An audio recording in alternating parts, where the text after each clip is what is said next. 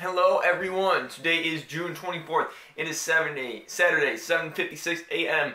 Welcome to another episode of Crypto Wars. Today in the space, kind of typical stuff. Bitcoin's at 2600, 2670, hanging around right around 2700. I want to talk about Peercoin and Vertcoin a little bit more today. For those who've been watching my channel, I've been recommending these two coins for a very long time. I started buying Vertcoin when it was 10 cents. It's now actually worth $1, and it's actually continuing to rise today. And I'm going to explain why it could go over $10 and why it could also go up even more than that. But, okay, when explaining BIP 148 and all the changes that Bitcoin's going to, you should be asking yourself, okay, what coins are going to do best because Bitcoin's going through this problems? What does the cryptocurrency space need? And that's why, I chose Vertcoins, I chose Peercoins, and they've done extremely well for me. I own Steem, obviously, because, Steem to me is just a fantastic cryptocurrency. To me, it's kind of like BitShares 2.0 in the sense, it has micropayments, extremely fast graphene blockchain, and it, also it's its own social media site. I mean, it's kind of a lot of good stuff in one little basket. But anyways, I'm not going to talk about Steem today. I've done that enough the past week. I'm going to talk about Vertcoin and Peercoin and why BIP 148 and Segwit activation for Bitcoin is really good for Peercoin. And I'll get into Vertcoin too in a second. So, Peercoin, once BIP 148 activates,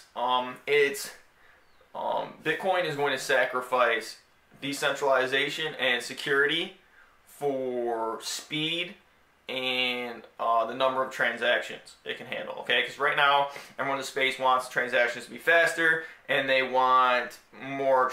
They want the network to be able to handle more transactions. Scalability, right? We hear that word tossed around all the time. Excuse me, it's early. I'm trying to clear my throat. So what people don't realize is that Bitcoin was never made for a type of transaction, okay? It was supposed to be more of a storage of wealth, like your gold in your vault. You don't open your vault to go get a cup of coffee. You take some pieces of gold, exchange it for cash, and then you live off that for a while.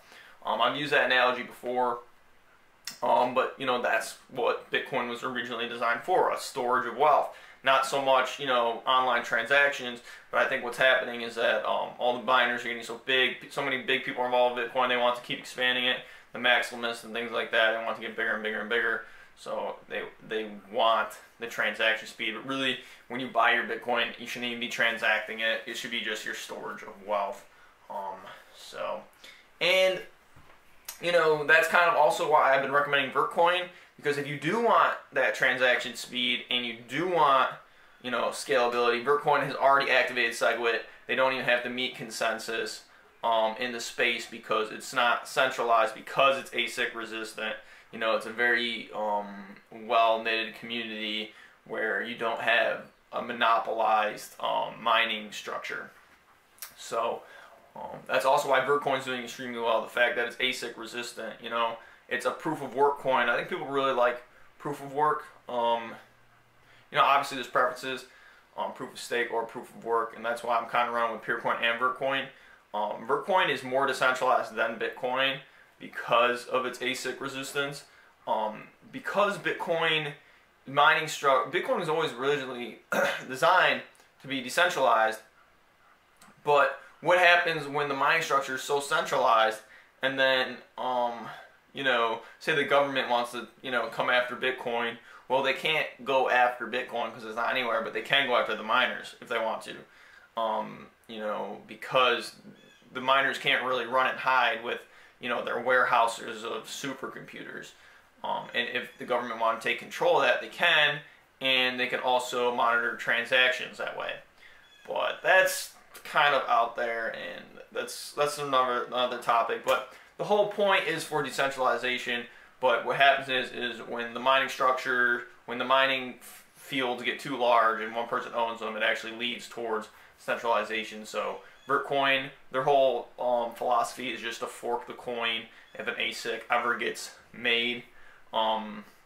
So basically it kind of makes making an ASIC pointless, because you're going to put a lot of research and time into making an ASIC board for Vertcoins, and then it's just going to fork, and then all your time and money is going to go down the drain. So Vertcoin is actually really cool in that way, and that's why its price has been going through the roof, and I think it's going to continue to do so.